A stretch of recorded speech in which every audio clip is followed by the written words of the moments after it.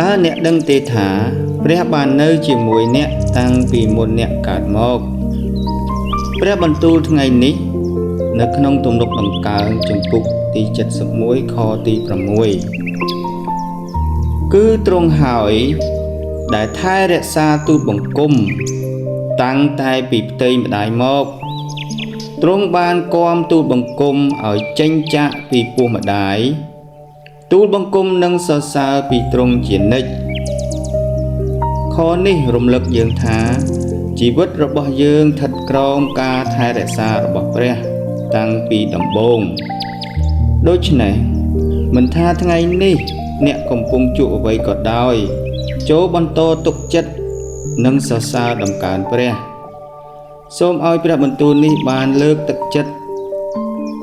ដល់បងប្អូនហើយឲ្យបងប្អូននឹកចាំថាព្រះអង្គជាព្រះដែលថែរក្សាអ្នកពីឥឡូវនេះដល់អកលជានិច្ចអាមែន